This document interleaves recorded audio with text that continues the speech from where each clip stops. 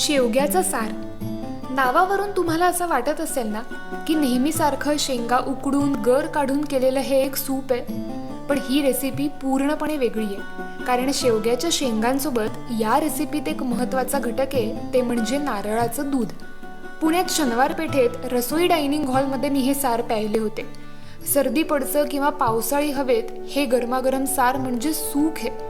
नारळाच्या दुधाला किंचित डाळीचं पीठ लावून नेहमीच्या फोडणीत गूळ, चिंचेचा कोळ, जिऱ्या खोबऱ्याचं वाटण, लाल मिरच्या आणि उकडलेल्या शेवग्याच्या शेंगा घालून हे सार केलं जातं. त्यामुळे आंबट, गोड, तिखटसर अशा सगळ्या चवींचा अप्रतिम मिलाफ या एकाच पदार्थात घडतो.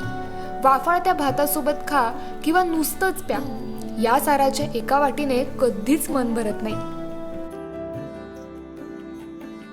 सध्या सगळ्या फिटनेस एन्थुझियास्टिकमध्ये मोरिंगा ऑर्गॅनिक पावडर याची एक मोठी लाट आली आहे. लोक विचारतात मला पेशंट की कशी खायची ही पावडर, कधी घ्यायची, कशासोबत खायची. मी म्हणतो शेवग्याचं चूर्ण खाण्यापेक्षा शेवग्याची भाजीसारखा वापर करा आणि तो खा ना. त्याचं पिठलं करता येईल, सार पाहिलं तुम्ही ते करता येईल, त्यानंतर शेवग्याचं सूप करता येईल, त्यानंतर त्याच्या पाल्याची पण भाजी करता येते, नुसता शेवगा उकडून खाता येतो. अशा वेगवेगळ्या पद्धतीने शेवगा तुमच्या आहारात आणा. शेवग्यामध्ये उत्तम कॅल्शियमचा सोर्स आहे, त्यामुळे आपली हाडं मजबूत करायला, तसंच त्यानंतर हृदयाठीपण म्हणजे चरबी कमी करायला, फॅट्स कमी करायला, लिपिड प्रोफाईल करेक्ट करायला, अशा सगळ्यासाठी शेवग्याचा खूप छान उपयोग होतो. याचा विशेष उपयोग म्हणजे ह्याच्या बिया आहेत ना, ह्या क्रॉनिक सायनोसायटिसमध्ये याचा खूप छान उपयोग सांगितला आहे. त्यानंतर शेवग्याचा पाला जो आहे हा डोळ्यांसाठी खूप छान आहे, त्याने तुमचा चष्म्याचा नंबर कमी व्हायला मदत होतो.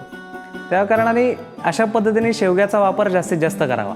पण मोरिंगा पावडर खाणाऱ्यांसाठी एक स्पेशल ॲडवाईस. मोरिंगा म्हणजे शेवगा हा उष्ण गुणाचा आहे, त्यामुळे ज्यांना खूप ॲसिडिटीचा त्रास होतो किंवा उन्हाळ्यामध्ये स्पेसिफिकली खूप जास्त शेवगा खाऊ नका. पावसाळ्यात आणि थंडीत बिनधास्त खा.